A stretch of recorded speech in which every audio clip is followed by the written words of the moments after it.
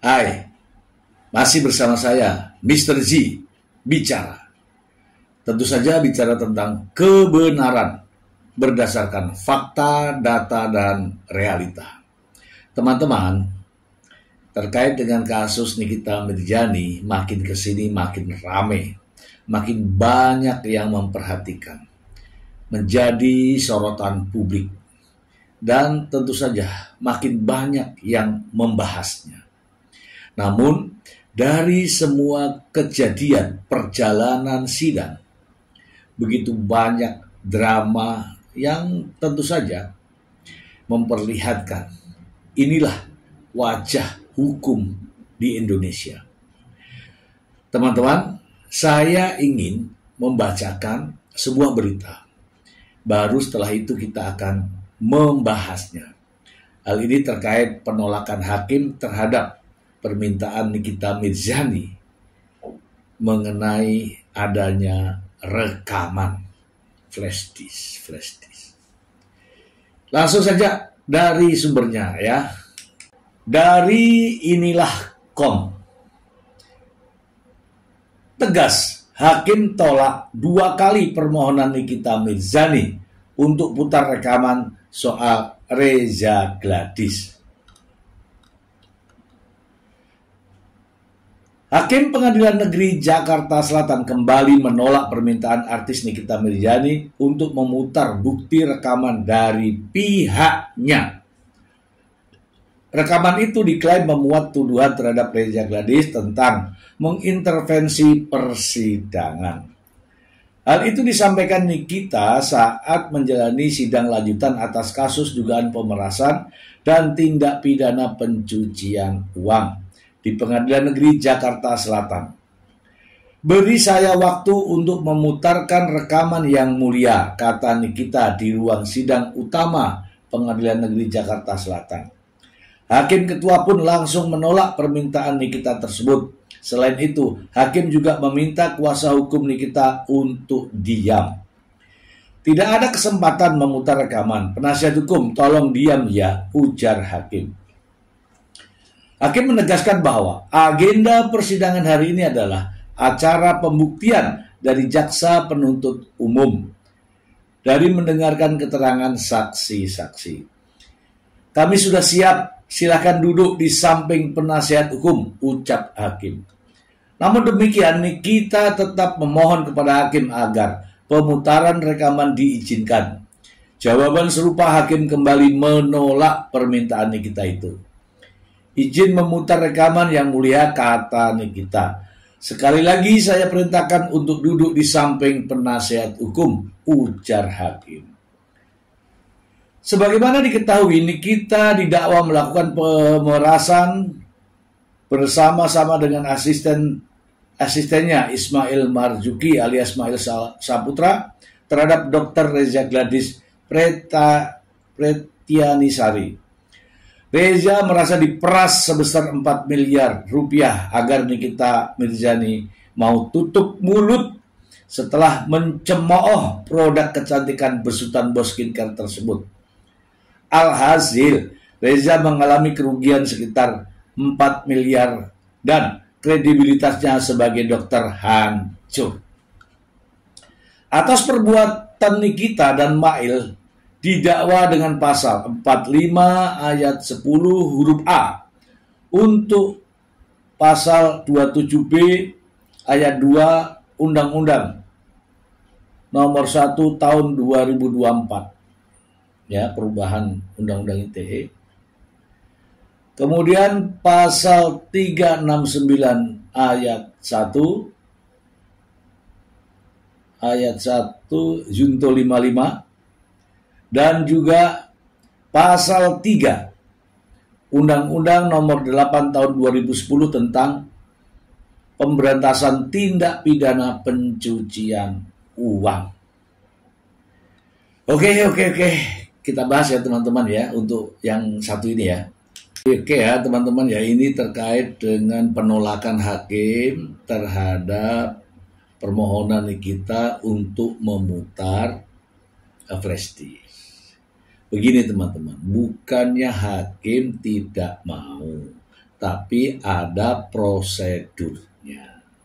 Kalau diterima dan diputar, hakim menyalahi aturan, hakim menyalahi prosedur. Oke, supaya hakim tidak menyalahi prosedur, maka hakim melanjutkan persidangan sesuai dengan agenda sidang. Saya kira paham semua lah. Jangan memaksakan kehendak. Sidang hari itu adalah agendanya pemeriksaan saksi-saksi. Saksi-saksi sudah dipanggil jam dan waktunya untuk hadir dalam persidangan. Kalau ada lagi kegiatan lain, berarti menunda panggilan yang tadi, saksi-saksi. Jadi, hakim menolak karena ingin adanya agenda sidang berjalan dengan lancar. Tidak ada persoalan dengan pemutaran flash disk, tapi agendanya yang tidak tepat. Dari situ dulu ya. Kemudian teman-teman, sidang itu sudah disusun sedemikian rupa. Minggu ini begini, minggu ini begini, minggu ini begini, disusun sedemikian rupa, sudah ada agenda masing-masing kegiatannya. Oke, itu satu. Yang kedua, ada waktunya untuk terdakwa. Ada waktunya. Karena saat ini masih agendanya adalah pemeriksaan saksi-saksi, saksi yang diajukan oleh jaksa penuntut umum. Kalau hakim memutuskan lain, mengizinkan, maka itu namanya hakim nih menyalahi prosedur. Itu 1, 2, 3, sudah. Yang berikutnya adalah apa yang mau diputar itu. Ya kan? Semua kegiatan terkait dengan persidangan itu ada tata caranya, ada prosedurnya, ada SOP-nya. Yang bisa disajikan dalam persidangan adalah bukti-bukti, alat bukti yang sudah melalui proses penyitaan. Ya kan? Proses persetujuan ya. Persetujuan terhadap barang-barang yang akan dijadikan barang bukti itu sudah ada. Ada penyitaan dari kepolisian, kemudian ada persetujuan dari pengadilan, dan itulah yang akan disajikan. Nah sekarang teman-teman, mohon maaf ya, kira-kira ini kalau hakim menyetujui, bagaimana dengan terdakwa-terdakwa lain yang ada di seluruh Indonesia? Dan bagaimana sikap hakim-hakim dalam persidangan yang ada di seluruh Indonesia? Sebab apa? Begitu ini disetujui teman-teman, akan menjadikan sebagai jurisprudensi ya bahasanya, atau referensi, atau akan dicontoh oleh hakim-hakim yang lain, oleh terdakwa-terdakwa yang lain. Ya enggak? Kalau aturannya ada, mungkin tidak ada masalah. Ini aturannya enggak ada. Karena agendanya masih agenda pemeriksaan saksi-saksi. Tunggu nanti kalau ada waktu untuk pemeriksaan terdakwa, silakan terdakwa nanti ngomong apa itu. Lalu teman-teman, terkait dengan barang apapun bentuknya yang diputar di persidangan, itu ada prosedurnya. Kalau memang ada kecurigaan adanya persekongkolan terkait dengan persidangan, laporkan, ya kan? Komisi yudisial bisa, Kalau ada aliran-aliran dana bisa ke KPK. Terkait dengan perilaku jaksa, ada Jamwas yang mengawasi perkara-perkara jaksa-jaksa. Jadi tidak pada tempatnya itu aja. Bisa juga ke kepolisian kalau terkait dengan rekaman. Nanti diselidiki siapa yang berbicara, kan begitu. Kemudian dipantau, adakah tindak pidana di situ, adakah penyimpangan, adakah penyelewengan, dan sebagainya, dan sebagainya. Oke, itu sih pendapat saya. Selanjutnya teman-teman, ada sebuah berita yang juga sangat menarik untuk kita bahas berikut ini. Dari Suara.com, saksi Nikita Mirzani merasa dikerjai jaksa, cuma disuruh ngomong yang mereka mau. Oke, saya bacakan aja lah ya.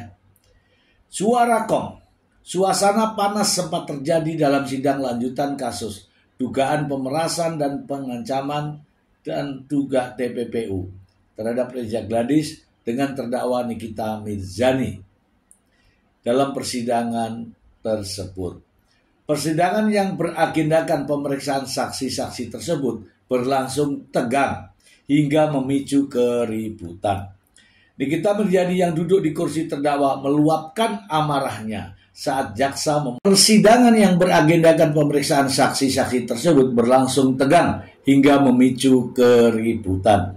Nikita Mirzani yang duduk di kursi terdakwa meluapkan amarahnya saat jaksa memotong penjelasan dari saksi Samira Farahnas atau Dr. Samira yang juga dikenal sebagai dokter detektif alias doktif.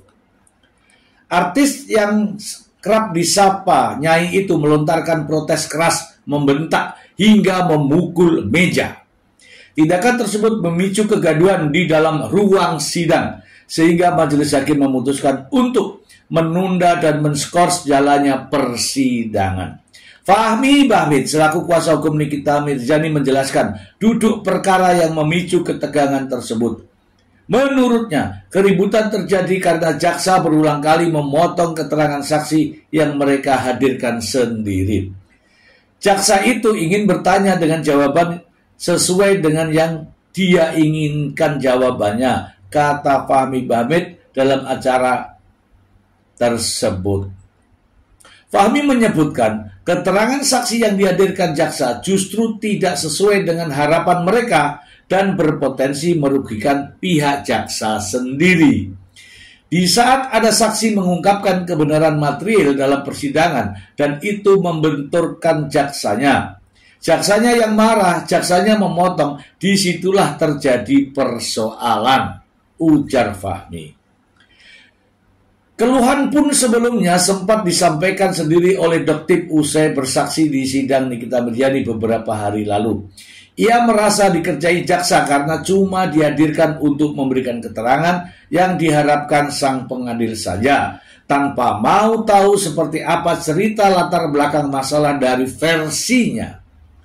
Kasih kesempatan Doktif untuk menceritakan dari awal keluhnya hari itu. Sidang sendiri akhirnya ditunda karena situasi yang tidak kondusif. Melainkan hakim memberikan kesempatan ke Nikita untuk berobat terlebih dahulu. Di awal sidang, Nikita sempat mengajukan surat permohonan rawat inap dengan rujukan dari klinik Rutan Pondok Bambu Jakarta yang menyebutnya harus menjalani pemeriksaan di dokter spesialis penyakit dalam. Oke. Kita bahas teman-teman. Bahas ya teman-teman ya, kita bahas secara logis gitu ya, yang logis saja. Ya. Di sini ya katanya jaksa memotong pembicaraan atau pemeriksaan, ya kan, atau jawaban dari dokter detektif pada saat persidangan kemarin. Oke teman-teman, saya bukannya membenarkan, tetapi ada alasan mengapa jaksa keberatan atas pertanyaan atau ya pertanyaan dari kuasa hukum terdakwa. Begini teman-teman, jika pertanyaan itu di luar konteks, ya, di luar konteks dari dakwaan, apalagi hal-hal yang di luar perkara, jaksa penuntut umum keberatan. Keberatan bukan keberatan pada mereka, tapi izin kepada majelis hakim. Keberatan yang mulia, nanti disampaikan keberatannya seperti apa. Nah, ada perintah dari hakim, lanjutkan, dilanjutkan lagi. Nah, setelah ada perintah dari hakim, lanjutkan pertanyaannya. Nggak ada masalah kalau jaksa keberatan, tapi jangan dibantah. Karena apa? Wasitnya di dalam persidangan adalah hakim. Kalau hakim mengatakan, silakan dilanjut untuk kuasa hukum terdakwa, silakan dilanjut. Tetapi bukan langsung berdebat ini antara dua arah, karena harus melalui mekanisme. Keberatan yang mulia, nanti hakimnya seperti apa? Silakan dilanjut. Ganti pertanyaan. Begitu caranya, bukan emosi. Hakim di situ sebagai penengah dan akan mengarahkan agar kita semua yang ada di dalam persidangan itu fokus pada dakwaan. Fokus kepada materi persidangan. Gitu. Karena hakim, ya tugasnya pada saat pemeriksaan saksi yaitu mengarahkan antara pihak penasihat hukum dan juga pihak daripada jaksa penuntut umum. Teman-teman harus diketahui ya bahwa ini saksi yang dihadirkan oleh jaksa. Dengan menghadirkan ini artinya apa? Mengharapkan pembuktian terhadap dakwaannya itu, ya, inilah strateginya. Pembuktian terhadap dakwaan itu sesuai dengan harapan jaksa. Namun, ketika jaksa keberatan, mungkin hakim akan memberikan toleransi. Silakan dilanjutkan untuk sang pengacara atau kuasa hukum. Jadi itu namanya dinamika. Tidak perlu emosi, tidak perlu mengebrak-gebrak meja, tidak perlu nunjuk-nunjuk. Karena itu masuk dalam kategori sikap dan perilaku di ruang sidang. Teman-teman, jaksa sendiri juga mempunyai tugas atas nama undang-undang. Dia membuat dakwaan. Dia harus membuktikan dakwaannya. Dia juga harus mengajukan tuntutannya sebagaimana atas fakta-fakta persidangan. Gitu. Tugas yang berbeda, bertentangan juga ada pada kuasa hukum. Kuasa hukum pasti ingin membebaskan terdakwa. Ingin membuat terdakwa tidak terbukti. Tetapi itu mekanisme persidangan. Semua ada tata caranya. Tidak harus dilakukan dengan emosi. Tidak boleh juga terjadi ketegangan yang sampai ini nunjuk-nunjuk begini. Nggak boleh. Ya, banyak kok sidang yang bisa sebagai contoh. Tidak harus dengan mengatai jaksa. Ada yang jaksa. Dari sini kan mulailah keberatan yang mulia. Kan keberatan yang mulia. Akhirnya bukan masalah keberatan, tapi berat badan lo yang berat. Itu kan tidak bagus. Ya nggak? Ya. Ini jadi jaksa, apalagi jaksa penuntut umum dalam sebuah perkara ini tentu saja memiliki kepentingan dan memiliki kewenangan. Untuk apa? Untuk membuktikan dakwaannya. Tidak ada yang lain. Kalau ada kekeliruan kesalahan pada jaksa penuntut umum, bukan pengacara yang langsung konfrontasi, tetapi hakimlah yang berhak dan berwenang menegur jaksa pada saat persidangan. Itu ya teman-teman, mudah-mudahan ini bisa memberikan edukasi ya, meskipun sedikit, karena memang harus sedikit demi sedikit dengan bahasa yang jelas. Semoga bermanfaat. Terima kasih. Bye.